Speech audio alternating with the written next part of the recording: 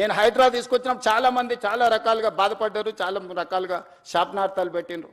కానీ ఈరోజు ఏ లేక్స్ అయితే మేము రిస్టోర్ చేసినామో ఆ లేక్స్ని ఈరోజు అభివృద్ధి చేసి ప్రజలకు అంకితం చేస్తున్నప్పుడు వేలాది మంది వచ్చి మన కుక్కట్పల్లి నల్లచెరువు ప్రారంభోత్సవానికి పోతే బిల్డింగ్ల మీద నుంచి వేలాది మంది నేను రోడ్డు మధ్యలో వెళ్తుంటే ఏదో పక్క దేశంతో యుద్ధం చేసి మనం సాధించి వస్తే వచ్చినప్పుడు వెల్కమ్ చేసినట్టు, లేకపోతే వరల్డ్ కప్ క్రికెట్ గెలిచిన ప్లేయర్ వస్తే వెల్కమ్ చేసినట్టు కాలనీలో అందరు ఆడపిల్లలు పెద్దలు అందరు వచ్చి స్వాగతం పలికాను. నల్ల చెరువు 100% ఆక్రమణకు గురయ్యి ఒక కలుషితమైన ప్రాంతంగా చేస్తే ధైర్యంగా ఏమన్నా కానీ పర్వాలేదు, ఎవరు ఏమైనా అనుకోండి అని చెప్పి బుల్డోజ్ చేసినాం.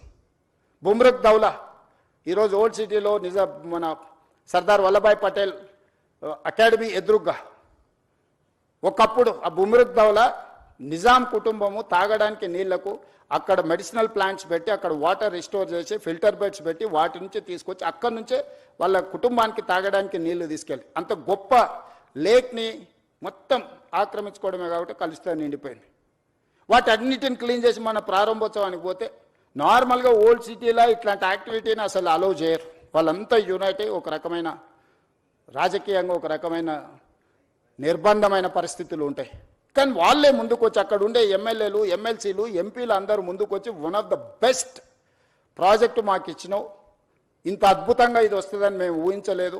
ఈరోజు వేలాది కుటుంబాలు ఇక్కడికి వచ్చి ఉదయం మార్నింగ్ వాక్ నుంచి ఈవినింగ్ సాయంత్రం అక్కడ జిమ్ ఓపెన్ ఎయిర్ జిమ్ పెట్టడం, మిగతా లేక్ ఎకానమీ కింద స్వయం సహాయక సంఘాలకు అక్కడ ఏర్పాటు చేయడంతో ఈరోజు ఆర్థిక వ్యవస్థ బలపడ్డది. ఆ పక్కన ఉండే వేలాది కుటుంబాలకు ఒక పర్యాటక కేంద్రంగా మారింది. ఈరోజు ప్రతి అంశాన్ని సాంకేతికంగా ఒక మానవీయ కోణంలో హ్యూమన్ టచ్ మేము ఎక్కడ మిస్ కాలే.